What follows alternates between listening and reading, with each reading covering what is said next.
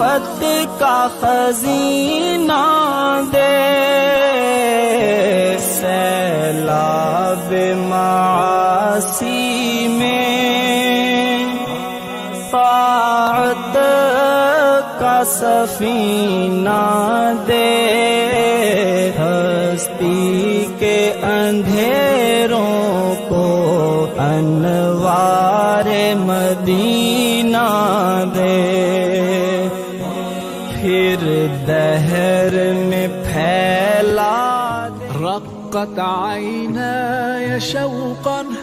ولطيبة ذرفت عشقا، فأتيت إلى حبيبي فاهدأ يا قلب ورفقا، صلي على محمد نحمده ونصلي على رسوله الكريم، أما بعد، بسم الله الرحمن الرحيم. السلام عليكم ورحمة الله وبركاته and welcome to another episode of the حقوق و آداب course. امید ہے آپ لوگ سب لوگ خیریت سے ہوں گے، خوش باش ہوں گے، اور آپ کا رمضان بہترین گزر رہا ہوگا، اور یقیناً آپ کوئی بھی اس کا لمحہ ضائع نہیں ہونے دے رہے ہوں گے، اس کا خیال رکھ رہے ہوں گے، اس کو مہمان کی طرح ٹریٹ کر رہے ہوں گے۔ تو اللہ تعالیٰ مزید آپ کو رحمتیں اور برکتیں سمیٹنے کی توفیق دے، اور مجھے بھی۔ تو جس طرح سے ہم نے لاسٹ ٹائم بات کمپلیٹ کی تھی، تو آج کا جو ہمارا ٹاپک ہے وہ ایک اس طرح کا ٹاپک ہے جو انتہائی اہم تو ہے، انتہائی توجہ طلب بھی ہے، لیکن عام طور پہ اس کو توجہ دی نہیں جاتی، جتنی امپورٹنس اس کو دینی چاہیے وہ نہیں دی جاتی، جتنی توجہ اس کی طرف دینی چاہیے، جتنا غور اس پہ کرنا چاہیے وہ نہیں کیا جاتا۔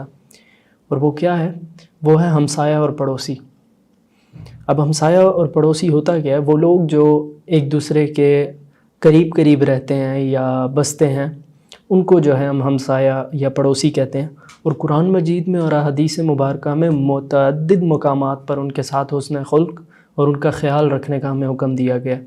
جس میں سب سے پہلے میں سورہ نساء کی آیت آپ کے سامنے رکھنا چاہوں گا، جس میں اللہ تعالیٰ نے سب سے پہلے ہمیں پڑوسیوں کی اقسام بتائی ہیں کہ پڑوسی کس کس قسم کے ہو سکتے ہیں۔ والجار ذی القربى والجار الجنب وصاحب بالجنب،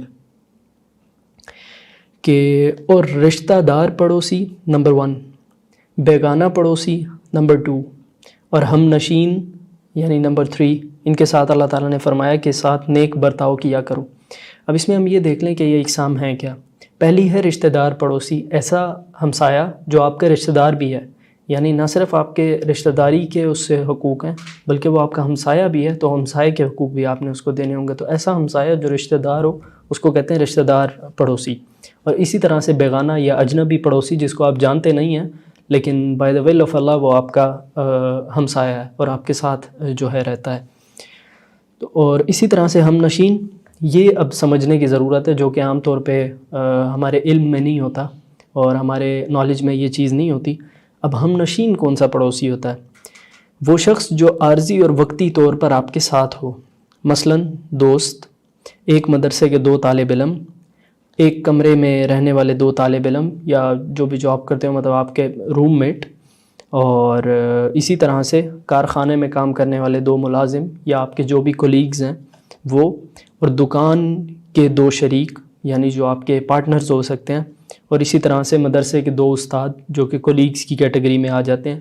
اور ایون کہ گاڑی میں سوار 2 لوگ، یہ بھی آپ کی پڑوسی کے کیٹیگری میں آتا ہے۔ اسی طرح سے کسی ہوٹل میں یا کسی عارضی جگہ پر رہنے والے 2 ساتھ ساتھ جو لوگ رہ رہے ہوتے ہیں، تو وہ لوگ بھی ہم نشین میں آتے ہیں، یعنی پڑوسی کی ایک کیٹیگری ہم نشین، یہ لوگ اس میں آتے ہیں۔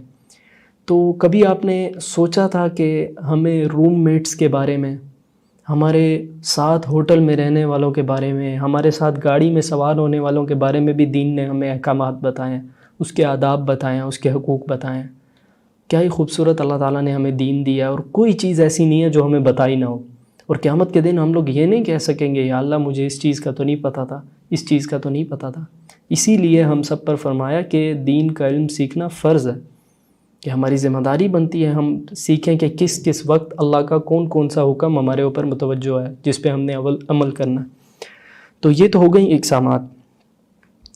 اب ان تینوں اقسام کے بارے میں اللہ تعالیٰ نے بہت زیادہ تاکید کیا کہ ان کا خیال رکھا جائے۔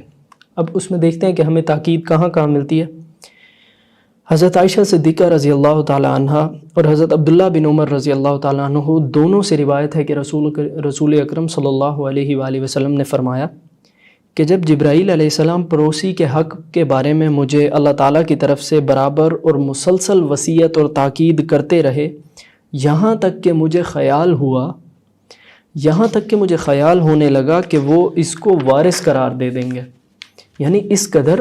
اللہ تعالیٰ کی طرف سے نبی کریم صلی اللہ علیہ وسلم کو وصیت کی گئی، تاکید کی گئی پڑوسیوں کے حقوق کے بارے میں، ان کو خیال رکھنے کے بارے میں، کہ نبی صلی اللہ علیہ وسلم کا گمان ہوا کہ یہ ابھی یہ کہہ دیں گے کہ یہ تمہاری وراثت میں بھی حصہ دار ہوں گے۔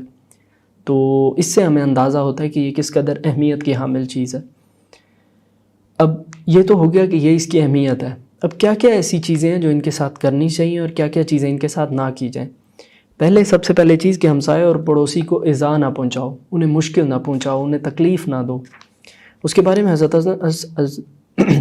انس رضی اللہ تعالیٰ عنہ سے روایت کہ رسول اللہ صلی اللہ علیہ وآلہ وسلم نے فرمایا واللہ لا یؤمن واللہ لا یؤمن واللہ لا یؤمن، کہ اللہ کی قسم وہ شخص مومن نہیں، اللہ کی قسم وہ شخص مومن نہیں، اللہ کی قسم وہ شخص مومن نہیں۔ ایک تو یہی بات کہہ دینا کافی تھا کہ اللہ کی قسم، اور آگے کہہ دینا کہ مومن نہیں، پھر اس کو 3 دفعہ دہرانا کہ اللہ کی قسم وہ شخص مومن نہیں۔ 3 دفعہ کہا۔ صحابہ نے سن کر عرض کیا یا رسول اللہ وہ کون شخص ہے جس کا ایمان نہیں؟ نبی کریم صلی اللہ علیہ وآلہ وسلم نے فرمایا الذی لا یأمن جارہ بواءقہ، کہ وہ آدمی جس کا پڑوسی اس کی شرارتوں اور اظہار آسانیوں سے مامون اور محفوظ نہ ہو، ایسا آدمی ایمان کامل سے محروم ہے۔ مطلب اس وقت تک آپ کا ایمان کامل نہیں ہو سکتا، آپ کا ایمان مکمل نہیں ہو سکتا، آپ مومن نہیں ہو سکتے جب تک آپ کا پڑوسی آپ کی شرارتوں اور آپ کی اظہار آسانیوں سے جو ہے محفوظ نہ ہو۔ اسی طرح سے فرمایا کہ رسول اللہ صلی اللہ علیہ وآلہ وسلم نے وہ شخص جنت میں داخل نہ ہو سکے گا جس کی شرارتوں اور اظہار آسانیوں سے اس کے پڑوسی مومن، مامون اور محفوظ نہ رہوں۔ تو نہ وہ شخص جنت میں جائے گا اور نہ ہی دنیا میں اس کا ایمان مکمل ہے۔ اس قدر جو ہے ہمیں اس کے بارے میں تاکید ملتی ہے اور اس قدر سخت الفاظ میں ہمیں منع کیا گیا ہے ان کو تکلیف دینے سے۔ اب دوسری چیز کہ پڑوسیوں کی جو ہے خبرگیری ضروری ہے، ان کے بارے میں خبرگیری کی جائے، ان کا پتہ رکھا جائے۔ رسول اللہ صلی اللہ علیہ وآلہ وسلم نے فرمایا وہ شخص مجھ پر ایمان نہیں لایا۔ آپ ذرا ان احادیث کے الفاظ پہ غور کریں کہ کس قدر سخت اور کس قدر وزنی الفاظ کہے جا رہے ہیں۔ پہلے فرمایا کہ واللہ لا یؤمن، کہ وہ شخص مومن ہی نہیں ہے، پھر کہا جا رہا ہے وہ شخص مجھ پر ایمان ہی نہیں لایا، جو ایسے حالات میں پیٹ بھر کے رات کو سو جائے جبکہ اس کا پڑوسی اس کے پہلو میں بھوکا ہو اور اس کے پڑوسی کے بھوکے ہونے کی خبر ہی نہ ہو، اس کو اس پڑوسی کے بھوکے ہونے کی خبر ہو، کہ مطلب اس کو یہ فکر ہی نہیں ہے کہ اس کا ہمسایہ پیٹ بھرا ہوا اس کا یا اس کا پیٹ خالی ہے، وہ اپنا بس پیٹ بھر کے سو گیا، ایسا شخص مجھ پہ ایمان لایا ہی نہیں۔ اب یہاں پہ جو چیز نظر آ رہی ہے کہ ایمان نہ لانے سے کیا مراد ہے، کہ نبی کریم صلی اللہ علیہ وسلم تو آئے ہی ہمیں رحمت للعالمین بن کے آئے، ہمارے لیے شفقت کا جو ہے نمونہ بن کے آئے، محبت کا نمونہ بن کے آئے۔ آپ کی اعلیٰ ترین اوصاف میں سے ایک شفقت اور محبت ہے انسانوں کے لیے۔ تو اگر ایک شخص وہی بھلا دے ان کے شفقت و محبت والے احکامات جو لوگوں کے بارے میں انہوں نے فرمایا ہے، وہی بھلا دے، تو وہ کیسے نبی کریم صلی اللہ علیہ وسلم پر ایمان لایا؟ وہ تو کچھ چیزوں پر ایمان لایا اور باقی اس نے چھوڑ دی۔ تو اس لیے نبی کریم صلی اللہ علیہ وسلم یہاں فرما رہے ہیں کہ وہ مجھ پر ایمان ہی نہیں لایا، اور وہ حقیقی معنوں میں مجھ پر ایمان نہیں لایا، اور اس نے میری بات اور میری ہدایت کو بالکل قبول نہیں کیا، اور وہ میری جماعت میں سے نہیں۔ یہ 3 جملے بھی ہمیں کچھ حدیث میں ملتے ہیں۔ تو اس قدر سختی سے ہمیں جو ہے کہا گیا ہے کہ ہمسایوں کا خیال رکھو، اور آج کل ہم خود توجہ کر لیں کہ ہم اس کے بارے میں کتنی فکر کرتے ہیں اور کتنا اس کے بارے میں سوچتے ہیں۔ اب فرمایا کہ اللہ کے نزدیک بہترین پڑوسی کون سا ہے؟ نبی صلی اللہ علیہ وسلم کی حدیث سے ہمیں پتہ چلتا ہے کہ اللہ کے نزدیک بہترین پڑوسی وہ ہے جو اپنے پڑوسیوں کے لیے بہترین ہے۔ بڑے سادہ الفاظ میں بتا دیا کہ جو اپنے پڑوسیوں کے ساتھ اچھا ہے، اللہ کو وہ پسند ہے۔ اللہ کو وہ پڑوسی پسند ہے۔ تو اسی کے بعد نبی کریم صلی اللہ علیہ وآلہ وسلم نے ایک بار فرمایا کہ جس نے اپنے پڑوسی کو ستایا اس نے مجھے ستایا، اور جس نے مجھے ستایا اس نے اللہ کو ستایا۔ تو یہ ہمیں جو ایک ہائرارکیل ریلیشن بتایا جا رہا ہے کہ پڑوسی کو ستانا کوئی عام سی بات نہیں ہے۔ اب اس میں بات جو ہے اصل یہ ہے کہ اس فیملی نے، اس لوگوں نے، انہوں نے ہمیشہ آپ کے ساتھ رہنا ہے، ان کا ساتھ والا گھر ہے۔ اگر آپ کو ان کی فکر ہی نہیں ہوگی، آپ ان کی کوئی توجہ نہیں کریں گے، وہ تو ان کی پوری زندگی تنگی میں آ جائے گی، ہر وقت وہ آپ سے پریشان ہوتے رہیں گے، ان کی زندگی مسلسل ان کے لیے ایک آزمائش بن جائے گی کہ کبھی آپ نے لاؤڈ سپیکرز میں ہمیشہ گانے چلائے ہوئے ہیں، کبھی آپ کے گھر کوئی ایونٹ ہے تو آپ نے کوئی لحاظ نہیں رکھا ہوا، اتنی لائٹیں لگائی ہوئی ہیں اور پورا رات شور ہو رہا ہے، یا دن میں آپ نے کچھ ایسے کام کرتے ہیں، ہمیں پتہ ہوتا ہے کہ کن چیزوں سے ہمارے ہمسائے تنگ ہو رہے ہیں، تو ان کے بارے میں خاص خیال رکھا جائے۔ اتنی ہمیں سخت تاکیدیں مل رہی ہیں، اس کے بعد بھی اگر ہم توجہ نہ کریں تو پھر یہ ایک قابل فکر بات ہے۔ اور اسی طرح سے نبی کریم صلی اللہ علیہ وآلہ وسلم نے فرمایا کہ جب ہانڈی پکاؤ اور تو کیا کرو کہ شوربہ تھوڑا زیادہ کر لو، تاکہ تھوڑی سی زیادہ ہو جائے تو ہمسائے کے گھر بھی بھیج دو، کیونکہ یہ ایک انتہائی نامناسب بات ہے کہ آپ کے گھر مٹن پک رہا ہے یا کوئی ایسی زبردست چیز پک رہی ہے اور خوشبوئیں پورے محلے میں جا رہی ہیں، لیکن انہیں آپ نے ایک لقمہ تک نہیں پہنچایا۔ تو اس کا بھی اہتمام کیا جائے کہ سالن جب کوئی اچھا پک رہا ہو تو اپنے ہمسایوں کو بھیجا جائے، انہیں بھی اس میں شریک کیا جائے، ان کو تھوڑا سا بھیج دیا جائے تاکہ ہم نبی کریم صلی اللہ علیہ وسلم کی سنت پر عمل کر سکیں۔ اور اسی طرح پھر نبی کریم صلی اللہ علیہ وآلہ وسلم نے فرمایا، جس کا مفہوم ہے کہ اگر پھل لے کے آؤ یا کوئی اچھی چیزیں کھانے کی گھر لے کے آؤ، تو اگر لے کے آ رہے ہو تو ظاہری بات ہے آپ کو کسی نے دیکھا ہوگا، باہر گلی میں، محلے میں، ہمسایوں نے کسی نے دیکھا ہوگا، تو اگر اپنے گھر کے لیے زیادہ ساری لا رہے ہو تو ان کو بھی دو، ان کا بھی اس میں حصہ شامل کرو۔ تو آج دیکھا جائے تو اس سنت پہ عمل کرنے والے شاید بہت تھوڑے لوگ ہوں گے کہ گھر کا فروٹ بھی آ رہا ہے تو اس سے بھی ہمسایوں کے گھر بھیجا جا رہا ہے۔ کس قدر آپ امیجن کریں کہ کس قدر محبت اور شفقت والا ایک ریلیشن بن جائے گا ہمسایوں کا اگر اس طرح کی چیزیں ہم اڈاپٹ کرنے لگ جائیں۔ تو ایک تو یہ چیز ہے کہ جو بھی لایا جائے ان کو شیئر کیا جائے، لیکن اگر نہیں کر سکتے تو پھر اس طرح سے لے کے آیا جائے کہ انہیں نظر نہ آئے، کسی چیز میں چھپا کے لے کر آئیں۔ اور اسی طرح سے اگر پھل وغیرہ کچھ ہیں تو بچوں کو دے کر باہر نہ بھیجیں، تاکہ وہ باہر کھا رہے ہوں تو ارد گرد کے بچے دیکھیں اور ان پہ کہیں یہ نہ کہیں کہ ہمیں نہیں ملی یہ چیز، اور ان کے دل میں ناشکری کے احساسات نہ پیدا ہوں یا جلن کے احساسات نہ پیدا ہوں۔ تو اس قدر اتنی سی چیز سے بھی نبی کریم ہمیں منع فرما کے گئے ہیں صلی اللہ علیہ وآلہ وسلم۔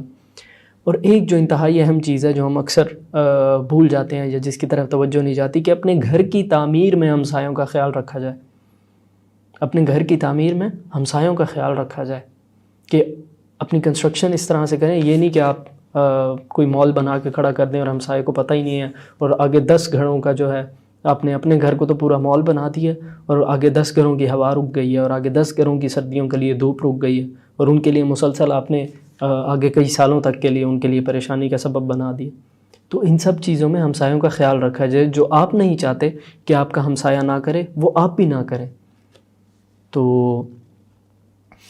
اسی طرح سے گھر بناتے ہوئے دھیان کیا جائے، ان سے مشورہ کر لیں کہ اس چیز سے آپ کو مشکل تو نہیں ہوگی، ان سے مشورہ کر کے ان کی خیر چاہتے ہوئے وہ چیز بنائی جائے جو ان کو تکلیف نہ دے۔ اب کچھ میں اس کا جو ہے خلاصہ پیش کرنے سے پہلے یہ بتا دوں کہ ایک فقہی مسئلہ یہ بھی ہے کہ آپ کا گھر کہ اگر آپ گھر کی زمین یا آپ کا کوئی پلاٹ ہے اگر آپ بیچنے لگے ہیں تو اس میں پہلا جو حق بنتا ہے لینے کا وہ ہمسایوں کا ہوتا ہے، ان سے پہلے پوچھنا پڑتا ہے۔ تو یہ فقہی مسئلہ ہے، میں کیونکہ اس کے بارے میں اتنا اوتھینٹک نہیں ہوں یا میں بتانے کا کوئی اچھا سورس نہیں ہوں، تو آپ کسی عالم سے رابطہ کریں یا کسی جو ہے شیخ سے رابطہ کریں تاکہ وہ آپ کو اس کے بارے میں گائیڈ کر سکیں۔ تو یہ بھی آپ یہ بات لازمی کسی بڑے سے لازمی سمجھ لیجئے گا تاکہ آپ کو اس پہ بھی آپ عمل کر سکیں۔ تو کبھی بھی پلاٹ بیچنا ہو یا گھر بیچنا ہو تو اس کے بارے میں آپ یہ عالم سے یہ مسئلہ لازمی سمجھ لیجئے گا۔ اب خلاصہ میں پیش کر دوں کہ ہمسائے کے ساتھ خصوصی روابط اور محبت قائم کریں اور ان کو ہدیہ وغیرہ بھیجتے رہیں، ان کو گفٹ بھیجتے رہیں، ان کی خوشی میں شریک ہوں، ان کے ساتھ ان کی خدمت کریں، اگر ان کا کوئی کام ہے ان کی ہیلپ کریں، کوئی شادی ہے کوئی ایونٹ ہے تو ان کی مدد کریں، ان سے پوچھ لیں کوئی کام ہے تو وی کین ہیلپ یو۔ تو اسی طرح سے اہل و عیال، ان کے اہل و عیال کی عزت و آبرو کی حفاظت کریں، ان کا خیال رکھیں، ان کو سیکیورٹی دیں، وہ آپ کے ساتھ رہ کے انسیف فیل نہ کریں بلکہ سیف فیل کریں کہ یہ اچھے لوگ ہیں، کوآپریٹیو لوگ ہیں۔ اور اسی طرح سے پردہ وغیرہ کا خیال کریں، اگر سیکنڈ فلور پہ جاتے ہیں یا کہیں بھی جاتے ہیں تو ان کے کہنے سے پہلے ہی آپ خود سے ان چیزوں کا خیال رکھیں کہ ان کی عزت ہو اور ان کے پردے وغیرہ کا ایشو نہ ہو۔ اور اسی طرح سے ان کی خوشی و غمی میں ان کا ساتھ دینا، اگر کوئی ناجائز اور دین کے خلاف کام نہیں کر رہے تو ان کی خوشی غمی میں ان کا ساتھ دینا۔ اور اسی طرح سے کسی بھی طرح سے ان کو تکلیف نہ پہنچانا، ان کے لیے مشکل کا ذریعہ نہ بننا، نہ ان کے لیے، نہ ان کے بچوں کے لیے، نہ ان کے گھروں کے لیے۔ ہر طرح سے ان کا خیال رکھا جائے کہ کسی طرح سے ان کو جو ہے تکلیف نہ پہنچ رہی ہو آپ کی طرف سے۔ اللہ تعالی ہم سب کو اس پہ عمل کی توفیق عطا فرمائے۔ اور آج کا جو ہمارا دوسرا ٹاپک ہے وہ ہے بے کسوں، کمزوروں، یتیموں اور مسکینوں کے حقوق و آداب۔ یہ ایک بالکل ہی ڈاؤن ٹروڈن قسم کا ہمارا طبقہ ہوتا ہے معاشرے کا، اور کوئی اس کی طرف توجہ نہیں دیتا، بس بہت کوئی رحم دل ہوتا ہے تو وہ 10 روپے پکڑا دیتا ہے۔ تو لیکن ایسے بھی لوگ ہیں جو خیال رکھتے ہیں، بہت ڈونیشنز کرتے ہیں، پورا گھر کا خرچہ چلاتے ہیں۔ تو اس کے بارے میں بھی دین نے ہمیں حقوق وغیرہ بتائے ہیں۔ اب سب سے پہلے دیکھ لیتے ہیں کہ بے کس، کمزور، یتیم اور مسکین ہوتے کون ہیں، یہ بھی سمجھنا ضروری ہے۔ یتیم وہ نابالغ لڑکے اور لڑکیاں ہیں جو باپ کے سایہ شفقت سے محروم ہیں۔ بے کس وہ لوگ ہیں جو بے یار و مددگار ہوں، مثلا بیوہ عورتیں جن کے شوہر وفات پا گئے اور شوہروں کے سایہ سے محروم ہیں۔ کمزور اور حاجت مند یہ وہ فقیر اور مساکین لوگ ہیں جو دوسروں کے سہارے اور تعاون کے محتاج ہوں، مثلا کسی کی اولاد عیال زیادہ ہیں، اس کے ذرائع آمدنی کم ہیں، اور یا کوئی لولے لنگڑے اندھے بہرے ہوں جن کو لوگوں کی مدد کی ضرورت ہے، جو رزق کی تلاش میں دوڑ دھوپ سے محروم ہوں، یا دین حق کی اشاعت اور حفاظت وغیرہ میں اس قدر مگن ہے کہ وہ اپنے رزق وغیرہ کا خیال ہی نہیں کرتے، اپنی ارننگ کا،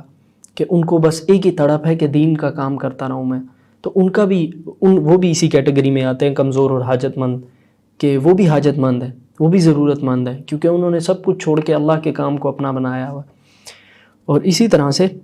ان کو تلاش رزق کی فرصت نہیں ملتی، یا وہ لوگ جو کسی ناگہانی مصیبت میں مبتلا ہو گئے، ان کو دوسروں کی مدد اور تعاون کی سخت ضرورت پڑ گئی، تو مسلمانوں کی جماعت اور اس کے ہر فرد کا فرض ہے کہ وہ ان تمام کمزور اور حاجت مندوں اور بے کسوں کے ساتھ حسن سلوک کرے، یتیموں کو آغوش محبت اور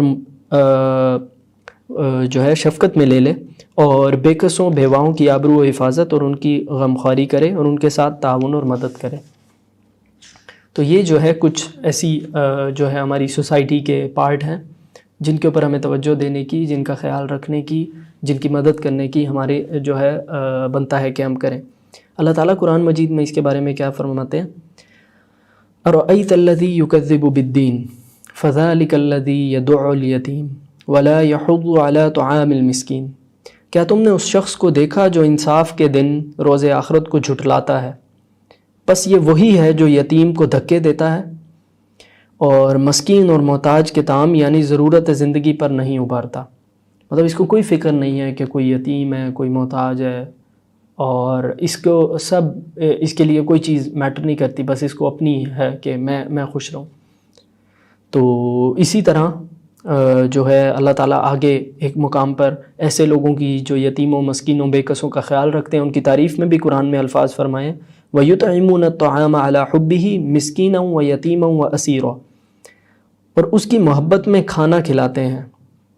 یعنی ضرورتیں پورے کرتے ہیں محتاج کو اور یتیم کو اور قیدی کو، یعنی اللہ کی محبت میں وہ لوگوں کی مدد کرتے ہیں۔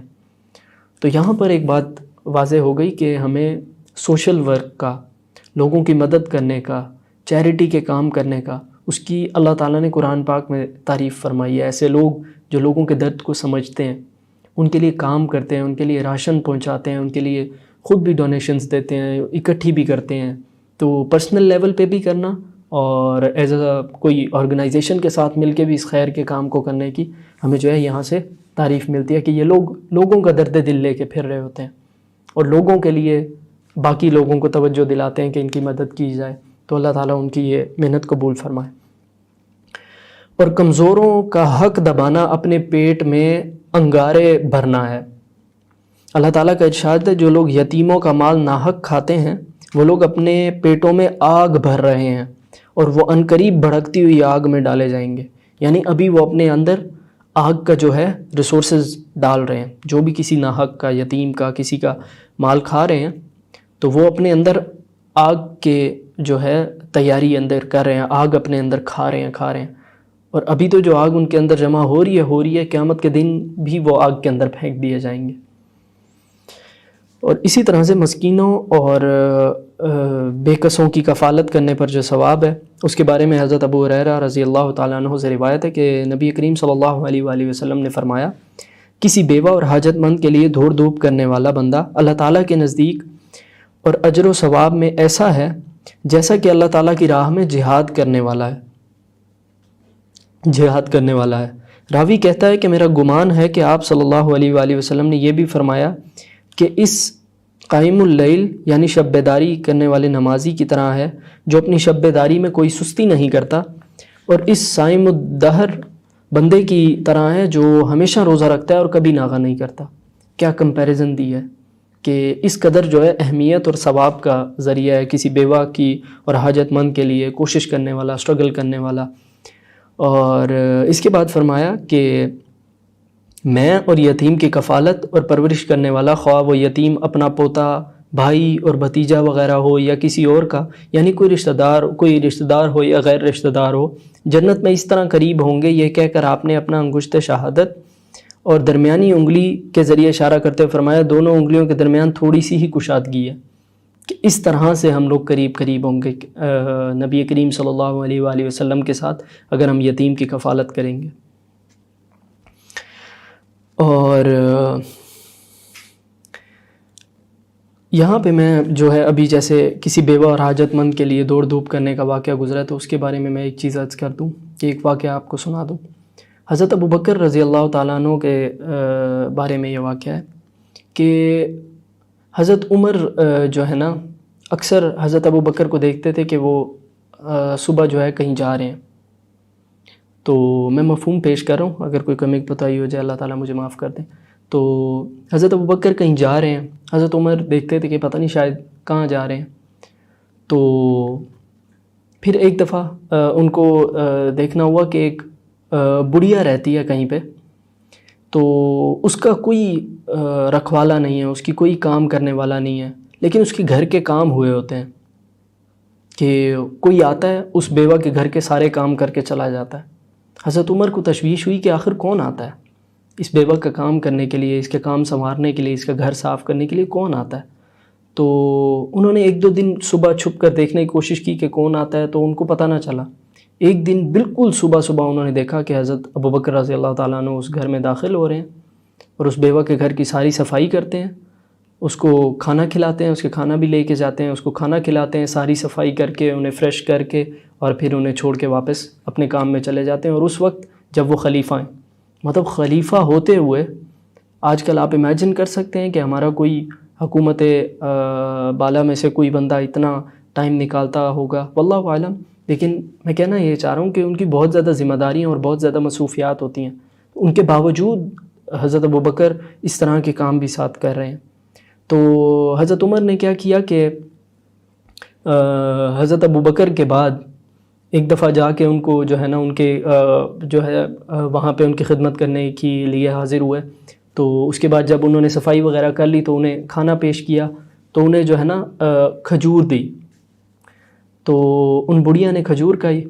تو انہیں یہ نہیں پتہ تھا ابھی تک کہ حضرت ابو بکر آئے ہیں یا آج حضرت عمر آئے ہوئے ہیں. تو اس بڑھیا نے کہا کہ کیا تم ابو بکر ہو؟ تو حضرت عمر نے کہا کہ نہیں، میں ابو بکر نہیں ہوں. تو انہوں نے کہا تب ہی تم نے جو ہے نا کھجور میں سے گٹلی نکال کے نہیں دی. مطلب اس قدر خدمت اور اس قدر لیول کی جو ہے وہ ان کی